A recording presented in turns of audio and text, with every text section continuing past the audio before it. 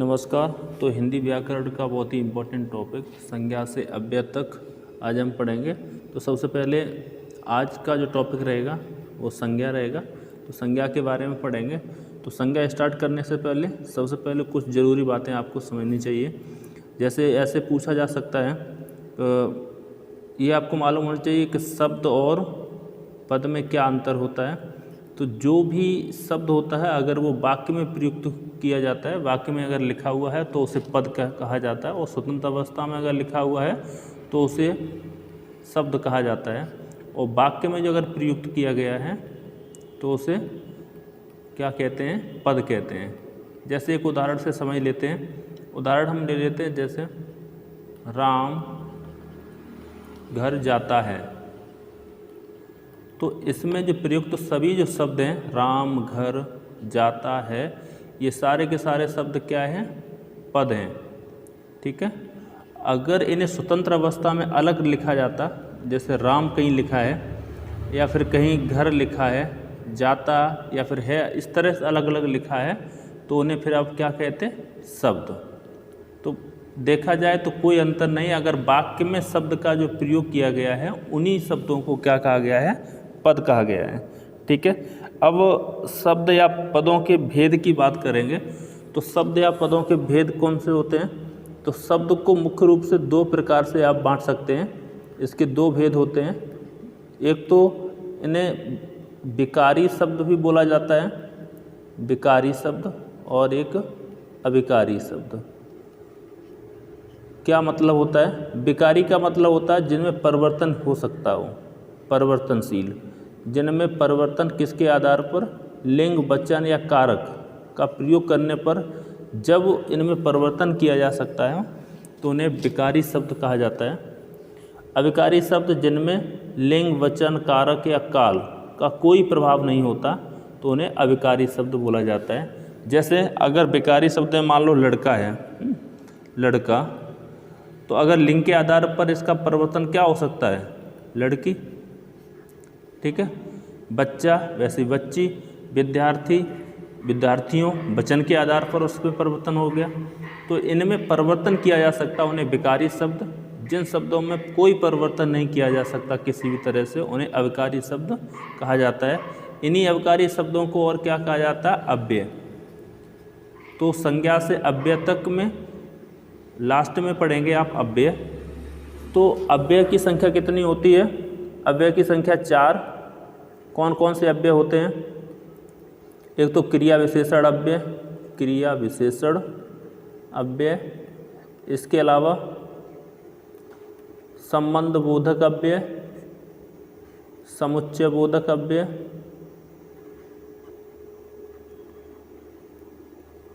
समुच्चय बोधक, और विस्मयादि बोधक,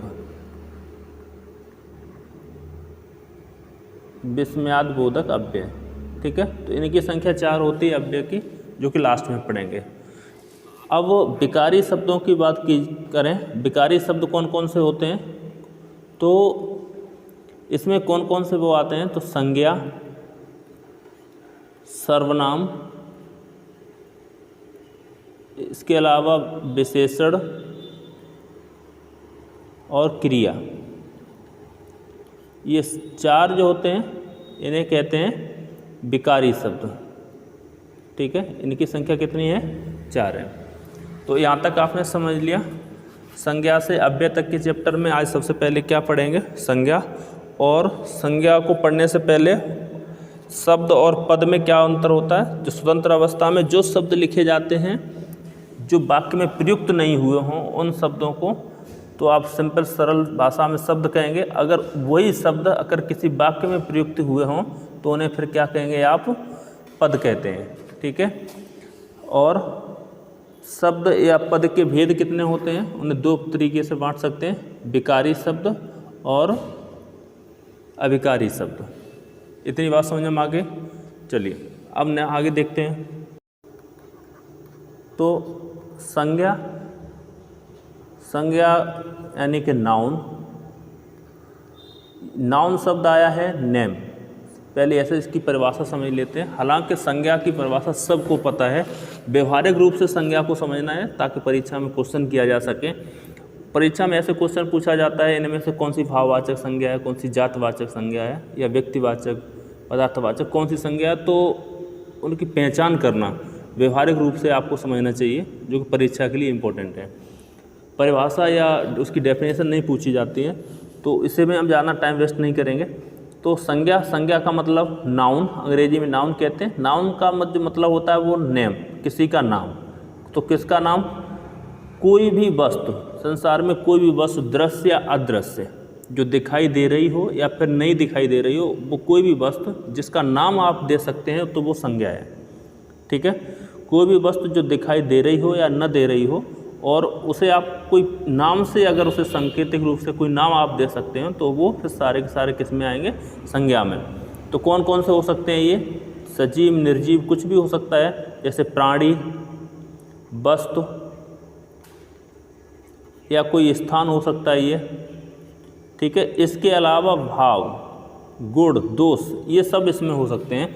तो कोई भी प्राणी, ठीक है, किसी भी प्राणी, वस्तु, स्थान, ये क्या है? सारे के सारे दृश्य जो दिखाई देते हैं, दृश्य, या फिर इन्हें आप स्पर्श कर सकते हैं। क्या कर सकते हैं? स्पर्श, छू सकते हैं। तो अगर किसी प्राणी, जैसे किसी व्यक्ति का नाम, वस्तु का नाम या फिर किसी स्थान का नाम हो, तो उन्हें आप, इन चीज़ों को आप क्या है? देख सकते हैं या आप उन्हें स्पर्श कर सकते हैं, तो वो उसमें किस में आएंगे? संज्ञा में। इसके अलावा भाववाचक संज्ञा में कौन कौन से आते हैं? भाववाचक संज्ञा जो अदृश्य हो, जो दिखाई न देती हो, अदृश्य, ठीक है, या फिर आप स्पर्श न कर सकते हो, तो वो सारे के सारे किस में आएंगे? भाववाचक संज्ञा में। तो टाइम की बचत के लिए हमने लिख लिया है। तो यहाँ तक आपके समझ में आ गया संज्ञा क्या होती है? किसी भी प्राणी, वस्तु, स्थान या भाव के नाम को संज्ञा कहा जाता है। अब ऐसे क्वेश्चन पूछ लेता है कि संज्ञा के प्रकार के आधार पर, कुछ संज्ञा के कितने प्रकार होते हैं? तो संज्ञा के जो प्रकार होते हैं, उत्पत्ति या रचना के आधार पर संज्ञा के मूलतः 3 प्रकार होते हैं, रूढ़, योगरूढ़ और यौगिक। ठीक है, तो इन्हें हम बाद में समझेंगे, जब प्रत्यय और उपसर्ग समझेंगे उस समय हम इन्हें पढ़ लेंगे। ठीक है, अभी केवल संज्ञा पे फोकस करते हैं। अगर पूछा जाए कि अर्थ के आधार पर संज्ञा के कितने प्रकार होते हैं, तो अर्थ के आधार पर संज्ञा के 5 प्रकार होते हैं। कौन कौन से? व्यक्तिवाचक संज्ञा, जातवाचक संज्ञा और भाववाचक संज्ञा। ठीक है, समूहवाचक संज्ञा, द्रव्यवाचक, पदार्थवाचक संज्ञा। तो इसके अलावा जो ये है ना, समूहवाचक संज्ञा और पदार्थवाचक संज्ञा, इन दोनों को ये माना जाता है कि ये जातवाचक संज्ञा का ही एक पार्ट है। कैसे? अभी समझ लेंगे इस बात को। ठीक है, तो अगर ऐसे क्वेश्चन पूछा जाए कि संज्ञा को मूलतः कितने, मूल रूप से संज्ञा के कितने प्रकार हैं, तो मूल रूप से संज्ञा के कितने प्रकार हैं? 3 प्रकार हैं। कौन कौन से? व्यक्तिवाचक, जातिवाचक और भाववाचक। ठीक है, तो एक एक करके पहले समझ लेते हैं। हालांकि बाद में हम इनकी पहचान बताएंगे, जो परीक्षा के लिए इम्पोर्टेंट है, उसी तरह से क्वेश्चन पूछे जाते हैं। इनकी डेफिनेशन में ज़्यादा टाइम वेस्ट करने से कोई फ़ायदा नहीं। ठीक है, तो व्यक्तिवाचक संज्ञा कौन सी होती हैं? जैसे मान लो किसी प्राणी, वस्तु, स्थान, इनके नाम, अगर किसी प्राणी या वस्तु या स्थान का कोई निश्चित नाम दे दिया जाए, निश्चित नाम,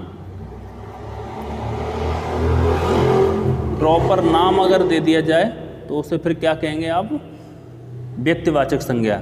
जैसे मान लो राम या श्याम,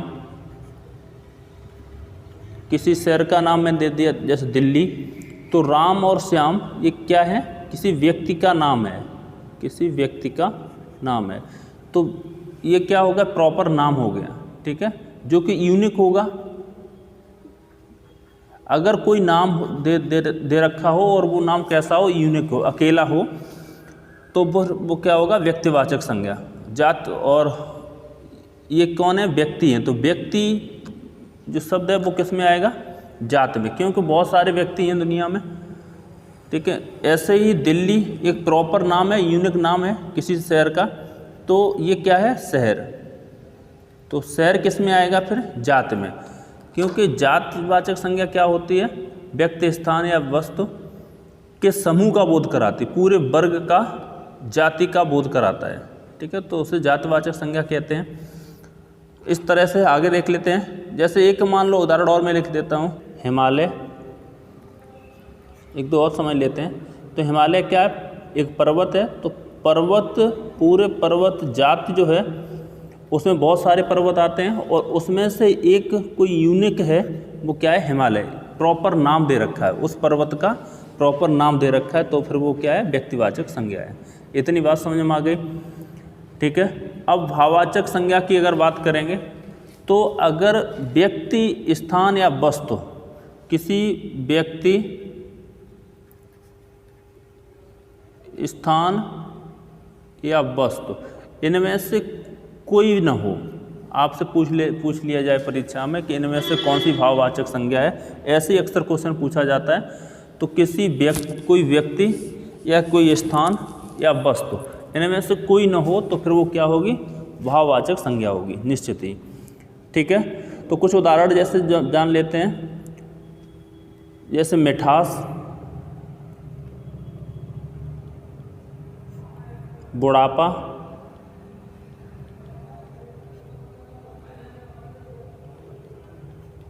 गरीबी, अमीरी, दुख, सुख, इस तरह से। तो इन्हें केवल आप क्या कर सकते हैं, केवल फील कर सकते हैं, फील। ठीक है, इन्हें आप स्पर्श रूप से स्पर्श नहीं कर सकते हैं या फिर इन्हें आप देख नहीं सकते हैं। ठीक है, भाववाचक संज्ञा को गुणवाचक संज्ञा भी कहा जाता है। क्यों, जैसे ये शब्द है मिठास। ठीक है, तो मिठास का मूल शब्द क्या है, मीठा, और मीठा शब्द भी भाववाचक में आता है। हालांकि ये क्या है, विशेषण है, विशेषण है, किसी वस्तु का मीठापन यानी उसके गुण को बता रहा है। तो भाववाचक संज्ञा को और क्या कहा जाता है, गुणवाचक संज्ञा भी कहा जाता है। ठीक है, अब समूहवाचक संज्ञा की हम बात कर लेते हैं। तो समूह में जो किसी समूह को, पूरे समूह को या दल का जो बोध कराता है उसे क्या कहते हैं, समूहवाचक संज्ञा कहा जाता है। जैसे मान लेते हैं मेला, तो मेला में बहुत सारे लोग होंगे, भीड़ पूरे एक समूह का बोध करा रहा है, दल, सेना, पुलिस, इस तरह से। ठीक है, तो समूहवाचक संज्ञा में ये आएंगे। अब द्रव्यवाचक या पदार्थवाचक, तो वो उस नाम से ही स्पष्ट लग रहा है, द्रव्य पदार्थ, जिसमें किसी पदार्थ का बोध हो रहा हो और उससे कोई दूसरी पदार्थ या दूसरी वस्तु बनाई जा सके, तो उसे क्या कहेंगे, द्रव्यवाचक या पदार्थवाचक संज्ञा कहा जाता है। ठीक है, तो ये जो होते हैं द्रव्यवाचक या पदार्थवाचक संज्ञा, इनका बहुवचन नहीं बनाया जा सकता है। जैसे ले लेते हैं पानी, उसका उदाहरण है। पानी से बहुत सारी चीज़ें बनाई जा सकती हैं। पानी है, सोना, चांदी, लोहा, फल। फल किस में आएगा, द्रव्यवाचक संज्ञा में। ये बात समझ में आ गई। तो इनका क्या नहीं बन सकता है, बहुवचन नहीं बनाया जा सकता है। ठीक है, अगर जैसे पानी है तो पानी का बहुवचन क्या बनाएंगे, बन नहीं सकता है हिंदी में। अगर जैसे अंग्रेजी में मान लो इसे कहते हैं वाटर, ठीक है, तो वाटर अगर इसका बहुवचन आप बनाएंगे तो क्या हो जाएगा, वाटर से, तो इसका तो मतलब ये हो जाएगा समुद्र, व्यापक रूप से। ठीक है, तो भाववाचक संज्ञा, व्यक्तिवाचक संज्ञा हमेशा एक वचन में या यूनिक होती है। ये बात समझ में आ गई।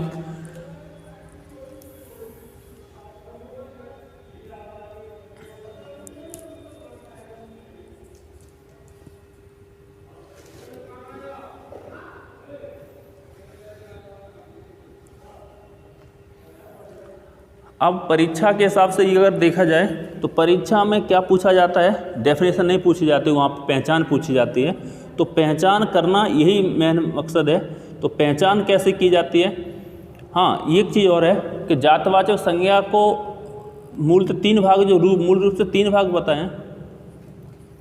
तो परीक्षा की दृष्टि से अगर आपसे पूछा जाए उत्पत्ति या रचना के आधार पर संज्ञा के कितने भेद हैं, तो 3 प्रकार की संज्ञा होती है। अर्थ के आधार पर संज्ञा के 5 प्रकार होते हैं। और इसके अलावा अगर पूछ लिया जाए कि मूल रूप से संज्ञा के कितने प्रकार होते हैं, तो मूल रूप से संज्ञा के तीन ही प्रकार होते हैं, व्यक्तिवाचक, जातिवाचक और भाववाचक। जातिवाचक संज्ञा में ही समूहवाचक संज्ञा, द्रव्य या पदार्थवाचक संज्ञा आती है। ठीक है, क्योंकि अब जैसे मान लेते हैं, उदाहरण से समझ लेते हैं, जाति का मतलब क्या था? पूरे वर्ग या समूह का बोध कराने वाला, पूरे वर्ग या समूह का बोध कराने वाला। ठीक है, अब मान लो कोई भी उदाहरण लेते हैं, मेला, तो मेला बहुत सारे हो सकते हैं ना, अलग अलग। ठीक है, तो अलग अलग मेला, उनके सबके एक वर्ग, एक समूह को क्या कहेंगे? मेला। उनके अलग अलग नाम हो सकते हैं, तो वो भी जातिवाचक संज्ञा में आएगा। ठीक है, भीड़ है, जैसे सेना है, तो अलग अलग देशों की अलग अलग सेना हो सकती है, तो ये किस में आएगा? एक पूरे सेना वर्ग का बोध करा रहा है, लेकिन ये है क्या? समूह है एक अपने आप में, तो इसलिए अलग से नाम दे रखा है उसे समूहवाचक संज्ञा, लेकिन वास्तव में ये किस में आएंगे? जातिवाचक संज्ञा में। थोड़ा सा और समझ लेते हैं, जैसे मान लो पानी है या सोना है। ठीक है, तो सोना जो है, अब सोना का कोई प्रॉपर तो नाम तो है नहीं, तो सोना अलग अलग प्रकार का हो सकता है, और वो जो है किस में आएगा? जितना भी सोना है वो सब किस में आएगा? जातिवाचक संज्ञा में। ठीक है, पानी के अलग अलग टाइप, अलग अलग प्रकार हो सकते हैं पानी के भी। तो पानी है तो पदार्थ है, लेकिन वो पूरे पानी समूह का बोध करा रहा है, जो अलग अलग प्रकार का पानी है उस पूरे समूह का बोध करा रहा है, तो वो किस में आएगा? जातिवाचक संज्ञा में। ठीक है, नहीं भी अगर जैसे स्पष्ट हुआ है तो परीक्षा में आपसे क्वेश्चन पूछा जाएगा पहचान। ठीक है, वहाँ से ये पूछा जाएगा, मान लो कि भाववाचक संज्ञा कौन सी है या जातिवाचक संज्ञा कौन सी है, तो आप पहचान कैसे करेंगे? तो उसे आप बस समझ लीजिए। अगर ये समझ में नहीं आया है ठीक से, ठीक है, अगर नहीं समझ में आया तो आप बता देंगे कमेंट बॉक्स में, तो नेक्स्ट टाइम बता देंगे। लेकिन इसे क्वेश्चन कैसे करेंगे परीक्षा में, कैसे पहचानेंगे, तो उसे हम समझ लेते हैं। तो पहचान सबसे पहले देखो, व्यक्तिवाचक संज्ञा,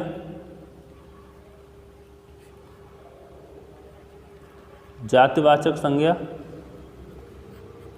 इसके अलावा भाववाचक संज्ञा। ठीक है, इन्हीं को समझ लेते हैं। तो व्यक्तिवाचक संज्ञा, क्योंकि समूहवाचक और द्रव्यवाचक संज्ञा किस में आती हैं? जातिवाचक संज्ञा में ही आती हैं।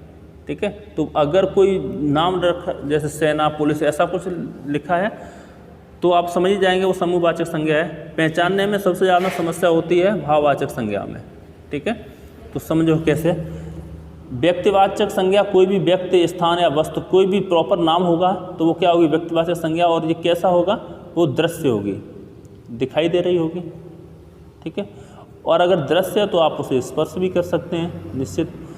और ये कैसे होंगे? अगर जैसे मान लो किसी पर्वत का नाम हिमालय दे रखा है तो वो कैसा है? एक वचन। किसी व्यक्ति का नाम मान लो राम दे रखा है तो वो क्या है? एक वचन। किसी स्थान का नाम दिल्ली, एक वचन। आगरा, एक वचन। तो ये हमेशा कैसे रहेंगे? सदैव एक वचन में, सदैव एक वचन।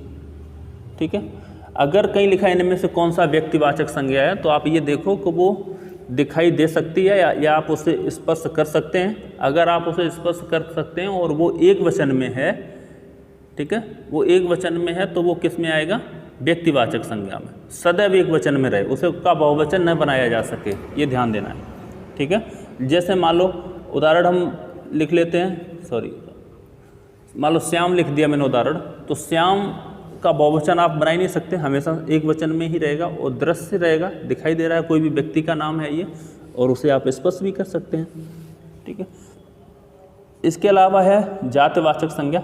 जातिवाचक संज्ञा ये भी कैसा है? दृश्य, और इसे आप स्पर्श भी कर सकते हैं, दिखाई दे रहा है तो स्पर्श भी कर सकते हैं, और ये बहुवचन में हो सकते हैं, और इसके अलावा ये एक वचन में भी हो सकते हैं। एक वचन में हो सकता है और इसका बहुवचन बनाया जा सकता है। एक वचन में बेशक लिखा है, लेकिन उसका आप क्या बना सकते हैं?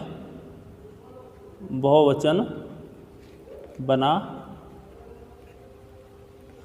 सकते हैं। ठीक है, समझ लेते हैं। जैसे मान लो कोई भी है, लड़का, लड़का कैसे है? जातिवाचक संज्ञा है, सारे लड़का जाति, पूरे लड़का वर्ग का बोध करा रहा है, तो लड़का का बहुवचन क्या हो सकता है? लड़के। अब भी ये क्या रहेगी? जातिवाचक संज्ञा ही रहेगी। जैसे लड़की, लड़कियां, इस तरह से छात्र, छात्राएं, विद्यार्थी, विद्यार्थियों, इस तरह से इसका बहुवचन बनाया जा सकता है, और ये दृश्य भी होगा। अब समझ लेते हैं मेन जो है समझने के लिए भाववाचक संज्ञा, यही कन्फ्यूज करता है सबसे ज़्यादा कन्फ्यूजन। तो देखो भाववाचक संज्ञा ये कैसे होते हैं, अदृश्य, इसे आप देख नहीं सकते, अदृश्य है तो उसे आप स्पर्श भी नहीं कर सकते हैं, तो उसे आप स्पर्श नहीं कर सकते हैं, ठीक है। तो दृश्य और अदृश्य और अस्पर्श, इसके अलावा वो किसी व्यक्ति, स्थान या वस्तु का नाम ना हो। अगर किसी व्यक्ति, स्थान, वस्तु का नाम होगा तो फिर वो दृश्य होगा, दिखाई दे रहा होगा। ये केवल आप इसे फील कर सकते हो, ठीक है। तो वो क्या होते हैं, भाववाचक संज्ञा। ये हमेशा एक वचन में होते हैं, एक वचन में होते हैं। अगर इनका बहुवचन बना दिया जाए, बहुवचन अगर इसका बना दिया जाए तो वो जातिवाचक संज्ञा में बदल जाता है। जैसे अगर कहीं लिखा हो बुराई, बुराई, अगर इसका बहुवचन बनाए हम बुराइयाँ, तो बहुत सारी बुराई क्या है, बुराई है भाववाचक संज्ञा। दिखाई दे रही, नहीं दिखाई देगी, तो क्या है वो भाववाचक संज्ञा। क्या बुराई किसी व्यक्ति का नाम है, नहीं है। किसी स्थान का नाम, नहीं। किसी व्यक्ति, स्थान या वस्तु का नाम न हो तो फिर वो क्या होती है, भाववाचक संज्ञा होती है। बुराई आप देख भी नहीं सकते हैं, और उसका बहुवचन अगर आप बनाएंगे तो वो जातिवाचक संज्ञा। बुराइयाँ अलग अलग तरह की हो सकती हैं। ऐसे ही एक शब्द और ले लेते हैं, लड़ाई। लड़ाई किसी न तो व्यक्ति का नाम है, न वस्तु का नाम है, न स्थान का नाम है, और तो फिर क्या है, भाववाचक संज्ञा। अगर इसका बहुवचन बनाए हम लड़ाइयाँ, ठीक है, तो वो क्या बन जाएगी, जातिवाचक संज्ञा। तो एक बात स्पष्ट हो गई, अगर किसी भी भाववाचक संज्ञा का बहुवचन बना दिया जाए तो वो किस में बदल जाती है, जातिवाचक संज्ञा में बदल जाती है, ठीक है। तो ये समझ में आ गया। अब परीक्षा में जब भी अगर आपसे पूछा जाए इनमें से कौन सी भाववाचक संज्ञा है, तो आप ये देख लो कि वो किसी व्यक्ति, वस्तु या किसी स्थान का नाम है या नहीं। अगर नहीं है उसे आप, अगर इनका नाम नहीं है, किसी वस्तु, स्थान या व्यक्ति का नाम नहीं है, तो उसे आप देख भी नहीं सकते। अगर आप उसे देख नहीं सकते हैं तो फिर वो क्या है, भाववाचक संज्ञा है, केवल भाववाचक संज्ञा है, ठीक है। तो चलिए अब आगे कुछ क्वेश्चन करेंगे, समझेंगे इसे। हालांकि चलिए हम कुछ उदाहरण लेते हैं, आप उनमें से बताना इनमें से कौन सी भाववाचक संज्ञा है और कौन सी व्यक्तिवाचक संज्ञा है। उदाहरण हम लिख लेते हैं, जैसे मान लो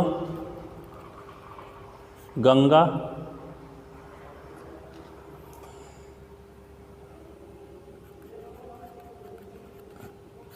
मिट्टी,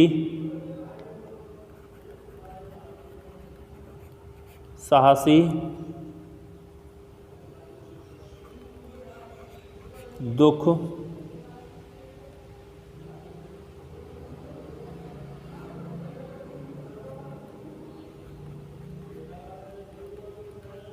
मिठाई, इस तरह से। तो इनमें से कौन सी जातिवाचक, कौन सी संज्ञा है आपको पहचाननी है। तो देखो गंगा किसी प्रॉपर नाम है, यूनिक है। अभी मैंने बताया था कि किसी भी वस्तु, स्थान या व्यक्ति के यूनिक, यानी कि जो कि दुनिया में एक ही हो, वो प्रॉपर नाम हो, तो निश्चित नाम हो, तो फिर वो क्या होती है, व्यक्तिवाचक संज्ञा। तो ये क्या है, व्यक्तिवाचक संज्ञा है, ठीक है। मिट्टी अलग अलग प्रकार की हो सकती है, मिट्टी के बहुत सारे समूह होते हैं। जैसे भारत में लगभग 8 प्रकार की मिट्टी पाई जाती है, तो मिट्टी के बहुत सारे समूह, अलग अलग प्रकार की मिट्टी, ठीक है। तो वो क्या होगी फिर, जातिवाचक संज्ञा। और जातिवाचक संज्ञा में क्या है, वो पदार्थवाचक संज्ञा है। जातिवाचक संज्ञा में ही पदार्थवाचक संज्ञा आती है, द्रव्यवाचक संज्ञा। तो ये क्या है, पदार्थवाचक या द्रव्यवाचक संज्ञा है, ठीक है। पदार्थवाचक संज्ञा को आप ऐसे ही पहचान सकते हैं जिसका नाप तौल किया जा सकता है, जिसे मापा जा सकता हो, जिसका नाप तौल किया जा सके, ठीक है, उन्हें पदार्थवाचक संज्ञा। या फिर इनका पदार्थवाचक संज्ञा को कई तरीके से आप पहचान सकते हैं, इनकी गिनती न की जा सके। क्या न की जा सके, गिनती। अब ऐसे तो बोल नहीं सकते कि 1 मिट्टी 2 मिट्टी, है, उसकी गिनती नहीं की जा सकती हो, जैसे पानी को एक पानी, दो पानी, तीन पानी ऐसे नहीं बोल सकते हैं आप, उसकी गिनती नहीं कर सकते हैं, तो फिर वो किस में आएगी? पदार्थवाचक संज्ञा में।